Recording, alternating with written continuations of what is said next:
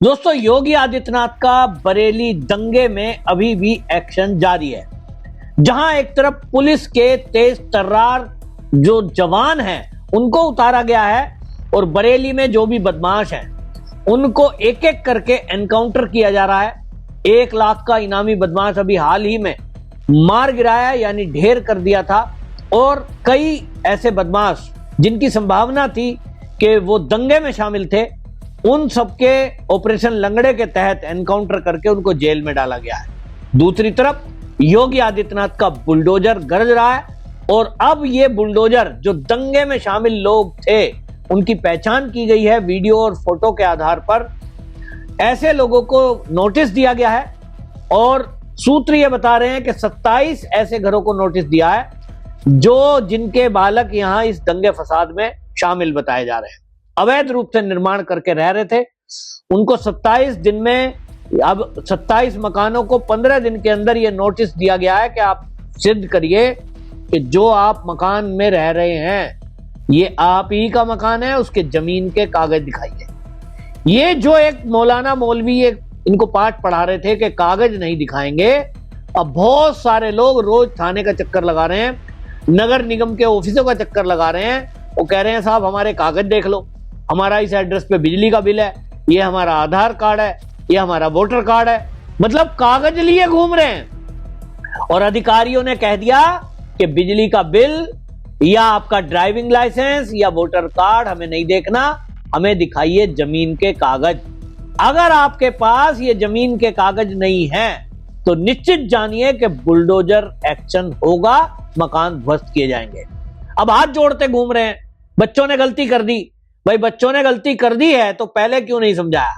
पहले तो आप सड़कों पे उकसाने का काम कर रहे थे, पुलिस के ऊपर हमले का षड्यंत्र रचा गया, व्हाट्सएप ग्रुप में मैसेज घूम रहे थे, और अब जब बुलडोजर गरज रहा है तो अब हाथ पैर जोड़ते हुए घूम रहे हैं। लेकिन योगी जी ने साफ कर दिया कि उत्तर प्रदेश में अराजकता नहीं चलेगी। आपको बता दें कि अभी तक इस मुद्दे में तौकीर रजा के 5 करोड़ का मैरिज हॉल, भव्य मैरिज हॉल जो उसने बना रखा था अवैध सरकारी जमीन पर पोश एरिया में, बुलडोजर के तहत कार्रवाई के गिरा दिया गया है। 70 के करीब दुकानें सील की हैं। और तो और तौकीर का भतीजा है मोहसिन, उसको बिजली विभाग ने 1 करोड़ 26 लाख का नोटिस थमाया है कि भाई डायरेक्ट बिजली चला रखी थी, बिल आपने अभी तक दिया नहीं। पहले भी चोरी पकड़ी गई थी तो लोगों को डरा धमका के भगा दिया, पैसे दिए नहीं तो अब ब्याज लग गया है और ये पैसे जमा करो वरना जेल जाने को तैयार रहो। दंगे में अभी तक 81 लोग को जेल भेजा गया है, 22 लोग नामजद हैं। पुलिस अभी भी तलाश कर रही है, बहुत सारे लोग गिरफ्तारी करे गई हैं। लेकिन आपको बता दें कि योगी आदित्यनाथ ने पहले ही कह दिया था कि उत्तर प्रदेश में गजवाए हिंद का अगर कोई विचार कर रहा है तो उनको जहन्नुम भेज देंगे। सुनिए योगी जी ने क्या कहा। लेकिन गजवाए हिंद का नारा लेकर के भारत के अंदर राष्ट्र विरोधी गतिविधियों को बढ़ावा देने का कुत्सित कार्य कर रहे हैं। गजवाए हिंद हिंदुस्तान की धरती पर नहीं होगा। भारत की धरती, ये भारत के देवीय महापुरुषों, अवतारी महापुरुषों, देश के लिए अपना बलिदान देने वाले महापुरुषों के आदर्शों से संचालित होगा। गजवाए हिंद की कल्पना करना भी और उसका सपना देखना भी जहन्नुम में जाने का टिकट का रास्ता पैदा कर देगा। अगर किसी को जहन्नुम में जाना हो तो गजवाए हिंद के नाम पर अराजकता पैदा करने का कुत्सित प्रयास करें। और छद्म रूप में जो लोग इस प्रकार की गतिविधियों में लिप्त हैं वे भी कान खोल करके सुन लें, देर सवेर झांगुर जैसे हाल तो उनके भी होने ही हैं। सुना आपने, योगी जी ने बिल्कुल स्पष्ट कहा था कि भाई उत्तर प्रदेश में अगर आप ये सोचते हैं कि गजवाए हिंद के तहत आप यहां दंगा फसाद, लव जिहाद और इस तरह की चीजें करेंगे तो ये बर्दाश्त नहीं होगा। और योगी जी ने जब कहा था कि जहन्नुम भेज दिया जाएगा, उनको जहन्नुम जाना होगा, उन्हें लगा था कि ऐसे ही भाषणबाजी दे रहे हैं लोगों को खुश करने के लिए, लेकिन योगी आदित्यनाथ ने पुलिस और प्रशासन को कह दिया कि इस केस में कतई कोताही बरतनी नहीं है। कहीं लव जिहाद का कोई केस आ जाए, गो हत्या का कोई मामला आ जाए, हिंदू हत्या की कोई बात आ जाए, तो अगर उसमें कहीं ऐसा एंगल दिखाई दे रहा है कि दो कम्युनिटी को आपस में लड़ाने के लिए किया जा रहा है, जमीनों पे कब्जे करने के लिए किया जा रहा है, बदमाशी दिखा रहा है, ऐसे सभी बदमाशों को एनकाउंटर करो और जेल में डाल दो।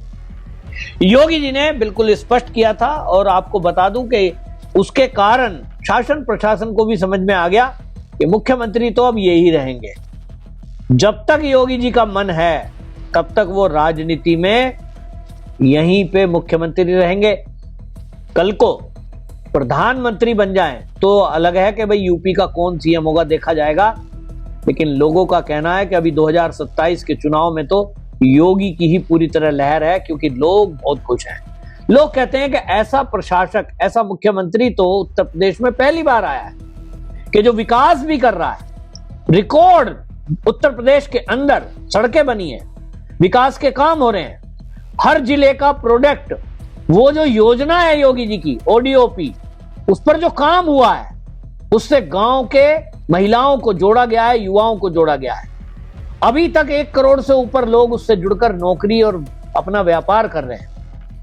आप सोचिए कितनी बड़ी एक वो क्रांति है। स्कूलों को ठीक किया गया, अस्पतालों को ठीक किया गया, हाईवे, रेलवे, ये सब जो बन रहा है उत्तर प्रदेश में। आप देखिए रैपिड रेल बनी, अब वो मेरठ तक जा रही है।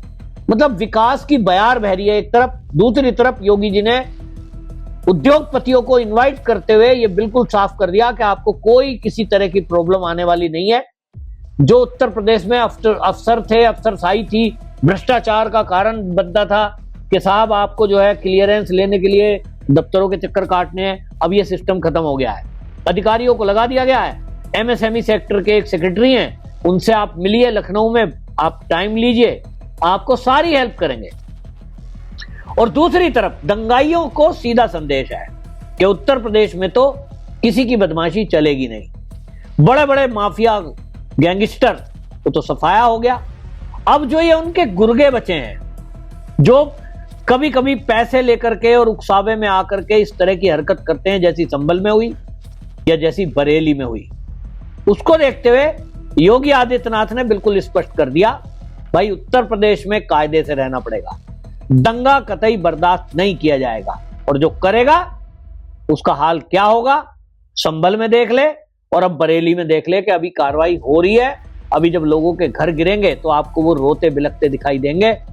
लेकिन योगी जी ने साफ कर दिया कि देखिए, जिसके पास अपना वैलिड पेपर है उनके बच्चों को पकड़ेंगे, जेल में डालेंगे, सिंपल। और जिनके पास पेपर नहीं है, अवैध भूमि पर कब्जा करके रह रहे थे, उनके तो बच्चे भी जेल जाएंगे तो ये मकान भी टूटेगा। योगी जी ने क्या कहा था दंगाइयों को लेकर, खुद सुनिए। बहनों और भाइयों, अराजकता स्वीकार्य नहीं, कतई स्वीकार्य नहीं। हम सम्मान सबको देंगे, सुरक्षा सबको देंगे, लेकिन अगर किसी ने सुरक्षा के साथ खिलवाड़ करने का दुस्साहस किया, निर्दोष नागरिकों पर हमला किया, बेटी की सुरक्षा, व्यापारी के प्रतिष्ठानों में आगजनी करने का दुस्साहस किया, तो कोई नहीं, उसकी कई पीढ़ियों के सामने ऐसी कार्रवाई करेंगे कि उनके लिए एक नजीर बन जाएगा। ये जानते हैं कि पर्व और त्योहार, उत्साह और उमंग का समय होता है। हर हिंदू परिवार जुड़ता है, साल भर की अपनी पूंजी को इस उत्साह के साथ, समाज के साथ मिल बांट करके अपनी खुशी को मनाता है। कोई हिंदू, कोई सनातन धर्मावलंबी भेदभाव नहीं करता किसी के साथ, कोई भी उसके साथ मिलकर के पर्व और त्योहार मना सकता है, कोई दिक्कत नहीं। लेकिन पर्व और त्योहारों में व्यवधान,